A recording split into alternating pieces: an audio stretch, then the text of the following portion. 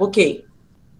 Então, boa noite a todos. Eu me chamo Glenda Carolina, sou enfermeira, fui formada pelo Centro Universitário do Norte, Uninorte, e sou residente de enfermagem de terapia intensiva, pelo HC, UFG, etc. Hoje vamos falar um pouquinho sobre cirurgias cardíacas. O tema vai ser troca valvar.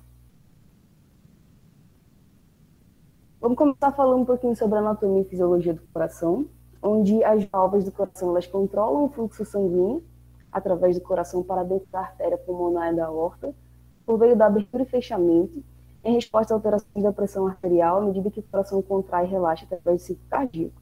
Então, a função das...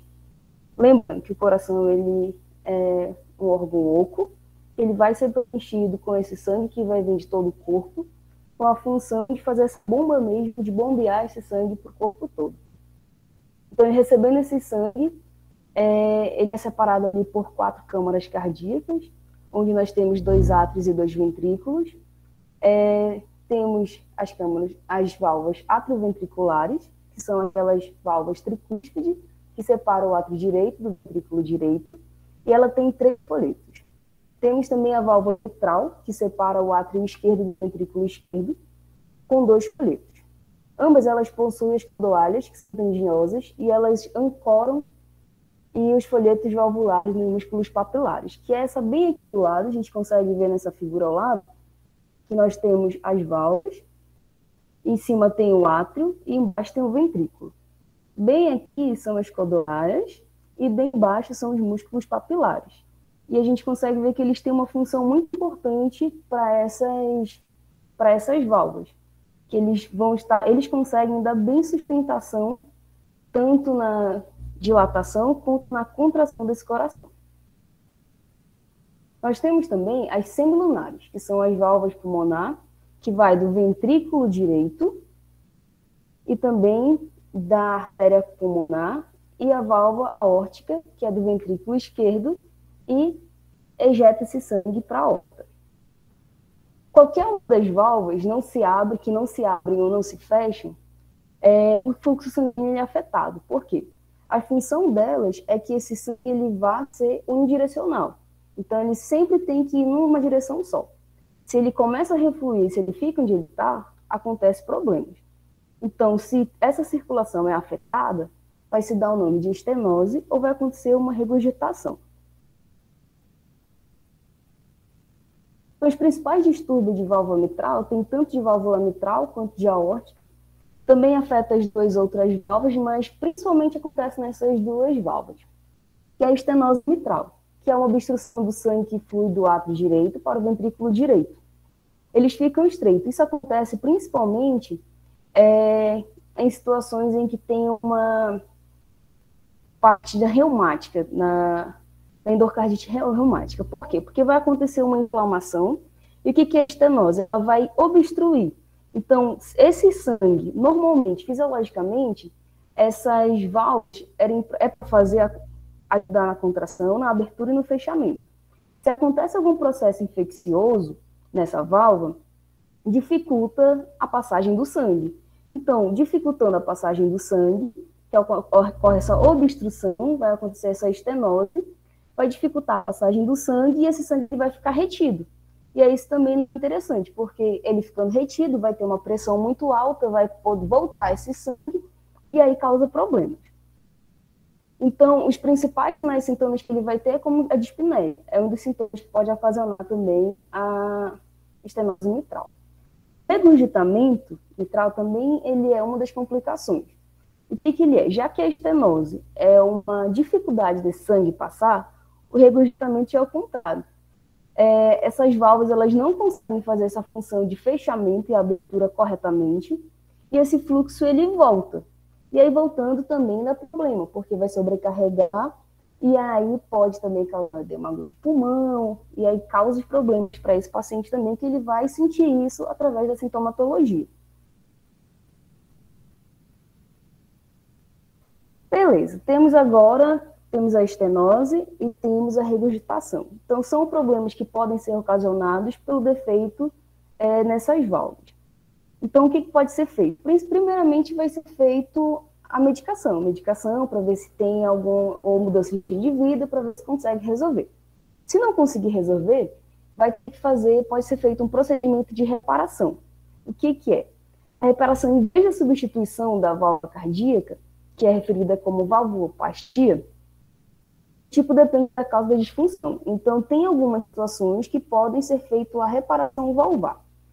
Se, mediante a medicação, não conseguiu resolver, então faz a reparação valvar. É o primeiro passo ali, dependendo de como seja o tipo dessa disfunção. Que é o caso das comissurostomias, que é o quê? É a mais comum, e cada válvula possui folhetos. E onde eles se encontram aqui nessa comissura, aqui nessa imagem embaixo, é onde vai ser feita essa plastia. E a angioplastia também, ela é a reparação do ângulo da válvula. A gente consegue ver na segunda imagem aqui, que é a junção dos folhetos valvulares com a parede muscular do coração. Então, beleza. Faz a medicação, se não deu certo, tem a reparação. E se nada disso der certo, a gente vem para a substituição valvar. O que é a substituição valvar? Ela começou ali pelos anos 60, começaram a fazer os testes. Ela vem para substituir as válvulas plastia, se não deu certo, é um método a mais para fazer. Se nada deu certo, reparação em valvuloplastia, a gente vai para uma substituição valvar. Isso tudo vai depender do caso clínico do paciente, como é que ele está, se essa estenose ou se esse regurgitamento está prejudicando muito a vida dele. Então, de acordo com o cirurgião, ele vai avaliar a melhor indicação. Se os ângulos do folheto estão só calcificados, então é feito a substituição valvar. Muitos procedimentos eles são feitos através de uma esterotomia mediana. Válvula mitral, por exemplo, pode ser abordada por meio de uma incisão de toracotomia direta. As suturas são dispostas e como é que funciona essa cirurgia? Eles vão localizar, eles fazem uma abertura do tórax e aí eles vão localizar o coração. Lembrando que todas as cirurgias que são feitas aqui, de trocas valvares, ele vai precisar do bypass cardiopulmonar. O que é? É a circulação extracorpórea. Então, eles vão utilizar isso antes e faz também a anestesia geral. E aí eles vão conseguir visualizar, vão visualizar a válvula que está tendo problema, e eles vão fazer a substituição. Aí vai ser feito de acordo também com a indicação, no tipo de válvula.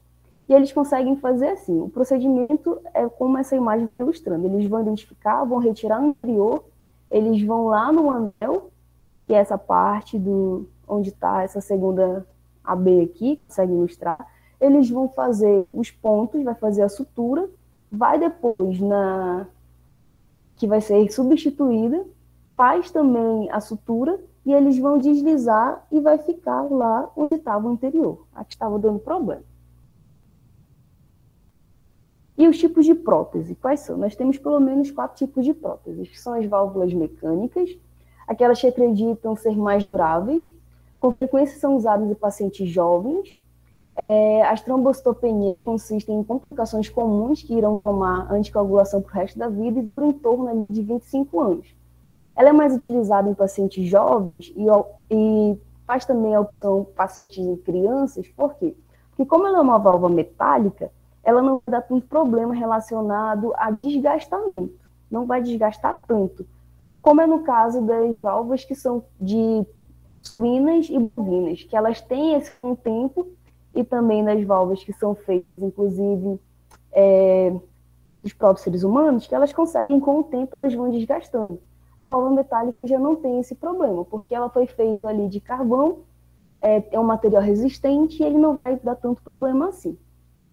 Tem os xenoenxertos também, que são as válvulas de tecido, que são as biopróteses, a maioria é de porco, que é a suína, e tem também de bovino. A viabilidade dura ali cerca de 7 anos. As vantagens que ela tem é que elas não produzem trombos e, por isso, elas não precisam usar os anticoagulantes por muito tempo, que é no caso das válvulas mecânicas. Isso vai ser tomada, essa medicação, por um bom tempo. O resto da vida eles vão tomar ali para não ter a trombocitopenia. Já a de bovinos, suínos, eles não precisam tomar os anticoagulantes. Então, é muito usada para mulheres em idade reprodutiva, em idosos com histórico de úlcera, problemas que são decorrentes também com o uso dessas medicações por longo tempo. Então, são válvulas que são utilizadas nesse tipo de público também. Aí temos os enxertos, que são as válvulas humanas, que são obtidas através de doações de cadáveres e duram em torno de 10 a 15 anos. E o autoenxerto, que são aquelas obtidas da própria válvula pulmonar do paciente em conjunto com parte da artéria pulmonar. E pode ser usadas como a válvula aórtica, que é uma alternativa também para crianças. As complicações são subter as alterações hemodinâmicas, sangramentos, tromboembolia, insuficiência cardíaca, disritmia, hemólise e obstruções. Por quê? Porque é uma cirurgia de grande porte, é uma cirurgia que vai precisar ali, expor o tórax do paciente, preocupação, e aí podem ocasionar essas complicações. E os cuidados gerais de enfermagem nós temos relacionado ao sistema cardiocirculatório, que são grandes cirurgias, então promovem distúrbios hemodinâmicos em decorrência de grande perda sanguínea e de consequência alteração de hemostase. É essencial, rigorosa a nossa avaliação. Então, nós vamos mensurar pressão arterial, verificar a frequência cardíaca, verificar a temperatura, avaliar nível de consciência, essas respostas hemodinâmicas e metabólicas. Vamos ver sinais de taquicardia, pulso filiforme, oligura, alteração em estado mental, cianose, palidez, pele fria, que podem indicar hipotensão arterial ou choque. Atentar também para a presença de arritmias ou hipotensão, que são decorrentes também dessas cirurgias. Acompanhar resultados de exames laboratoriais, verificar o hemograma. Isso a gente consegue fazer bem na UTI, é bem lembrado, para que a gente acompanhe esses pacientes, acompanhe esses exames laboratoriais, não só ali estar eleito com o paciente, mas ver toda vez estar ali, vendo esses exames, acompanhar tanto o exame quanto o paciente brasileiro. Sódio, potássio, cálcio, magnésio, tempo de ativação de protrombina, garantir adequada monitorização, pois podem ser causados pela anestesia de distúrbios eletrolíticos, perda sanguínea detectável, diurese excessiva e inadequada. Esses também são cuidados que a gente deve ter. Muitas vezes a gente anota balanço hídrico, mas a gente no final nem se liga para o que a gente está adotando. Avaliar a temperatura para prevenir hipotermia, confirmar a permeabilidade dos acessos. Isso é uma forma de garantir uma via boa para esses medicamentos, já que é uma cirurgia de grande porte. A gente já viu que ele pode perder, vai perder sangue, pode ter complicações como choque, então a gente precisa garantir uma via de administração segura. Se precisar fazer alguma reposição, alguma medicação, alguma droga vasoativa, essa via segura.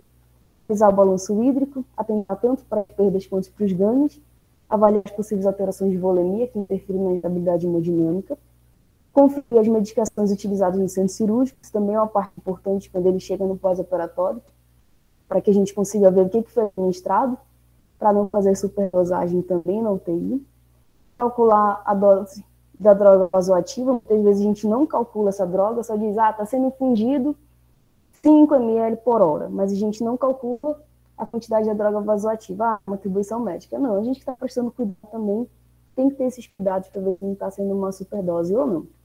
Prevenir eventos adversos, a gente consegue prevenir controlando isso, e melhorar o controle da droga e da vazão. Quanto ao sistema gastrointestinal, atentar para queixas de náuseas e vômitos, isso também é importante, eles conseguem dizer se estão com náusea, com vômito, para a gente evitar esse desgaste que eles vão ter de caso venha vomitar, a gente tem vários antieméticos para ser usados. O sistema renal também, observar a cor, aspecto, débito, atentar se tiver menor que 0,5 ml kg hora e avaliar os exames laboratoriais. Avaliar a presença de sangue, acompanhar o equilíbrio hídrico e prevenir sobrecarga. Feridas e drenos, sabe que vai vir acompanhado, então avaliar o curativo anterior e realizar o curativo, aguardar aquele período de 24 horas para a cirurgia e trocar, não sei que esteja saturado, sujo, solto. Geralmente eles, pelo menos aí no HC, a gente tem, sempre eles fazem essa visita, eles fazem no pós-operatório, no outro dia eles chegam lá, avaliam a ferida, ver como é que tá. Então a gente aguarda esse período de 24 horas, que é preconizado pela Anvisa, e caso seja necessário, a gente troca antes. Então a gente vai anotar débito, o aspecto também, principalmente isso aqui é algo que eles pedem muito controle, e às vezes a gente acaba passando despercebido, que é relacionado ao controle de débito, onde eles utilizam o controle do débito para ver se vai ser preciso retirar os drenos, Então, se a gente não tem um controle rigoroso de aspecto do débito, eles não conseguem ter uma certeza ali, limiar de certeza se já dá para tirar esse dreno, se ainda não dá, se precisa ficar mais um pouquinho. Então, é importante que a gente tenha esse cuidado também relacionado ao débito. Tanto a quantidade do débito quanto o aspecto também. Tá. Como já foi falado, tem as cirurgias que são feitas, são necessárias expor o tórax para ver o coração, mas também tem um implante transcatéter de prótese valvar aórtica, que foi esse que eu vi assim, que já tem mais literatura sobre, mais coisas pesquisadas. O que é? Como a medicina ela vem evoluindo, como tudo vem evoluindo, já eles não precisam, para alguns pacientes, não precisa ter uma cirurgia de externo todo aberto. Então, eles conseguiram evoluir, conseguiram ir pesquisando, melhorando, evoluindo, e está disponível hoje também esse implante transcatéter, que é o quê? É realizado numa sala de hemodinâmica, eles conseguem, com o catéter passando pela transfemoral, que é o mais utilizado, eles conseguem passar o catéter e eles conseguem fazer essa troca valvar sem fazer essa cirurgia de grande porte e expondo o paciente. É muito utilizado para pessoas acima de 80, 85 anos. São priorizados esses pacientes mais idosos, principalmente porque eles têm uma lista muito grande do que eles avaliam para quem vai ser eletivo ou não. Então, eles priorizam essas pessoas de idade mais avançada porque eles já têm um risco muito grande de uma cirurgia cardíaca, de grande porte. Então, eles conseguiram fazer isso aqui, eles conseguem fazer em pessoas com idade avançada, garantindo para eles segurança. Então, não precisa eles serem expostos a uma cirurgia aberta, que demora mais tempo. A grande maioria das pessoas idosas tem acompanhado de hipertensão, tem acompanhado de diabetes, que a gente sabe que o diabetes ele consegue retardar um pouquinho mais esse período, causando mais risco para essas pessoas que já são idosas. Eles sempre vêm acompanhados com várias doenças. E aí isso é muito bom, porque eles conseguem fazer, eles fazem. Esse é o público que é eletivo para esse tipo de transcatéter. Então, são pessoas que praticamente seriam inoperáveis numa cirurgia aberta. Então, eles fazem isso. São pessoas que são de alto risco, mas que eles conseguem diminuir esse risco dele fazendo o menos invasivo possível. Então, tem todo um protocolo, eles realizam os exames pré-operatórios, é realizada a sala de hemodinâmica, tem as vias de acesso, que é femoral, transapical, quando não consegue é femoral, e transaxilar, transubclávia. Outra vantagem que eles têm, os trombolíticos também são diminuídos, não bem pouco do que com a metálica, por exemplo. E as complicações que podem ter no caso da aórtica, que é a que eles mais utilizam, é distúrbio de ritmo, porque pode ser necessário posteriormente marcar passo. Então, esses são uma das principais complicações. Como é um procedimento cirúrgico, é um procedimento que também é invasivo, então ele leva todos os riscos de um procedimento invasivo também. Não é porque é menos invasivo, é menos exposto, que também não leva risco para ele. Porém, é uma boa saída para aqueles que não teriam chance de ser operados. E aí teriam que viver com sinais e sintomas, assim, afetando todo o resto de vida. Os principais diagnósticos de enfermagem, esse aqui foi um artigo que eu consegui. Ela pesquisou em São Paulo, fez também pesquisa em prontuários dos principais diagnósticos de enfermagem de pós-operatório para troca valvar imediato, como risco de volume de líquidos deficiente, mobilidade física prejudicada, débito cardíaco diminuído, comunicação verbal prejudicada, processos familiares interrompidos, risco de infecção, risco de queda, risco de integridade da pele prejudicada, integridade celular prejudicada, risco de aspiração e hipotermia. Então, esses são os principais diagnósticos encontrados no paciente pós-operatório imediato de troca valvar. Essas referências foram utilizadas.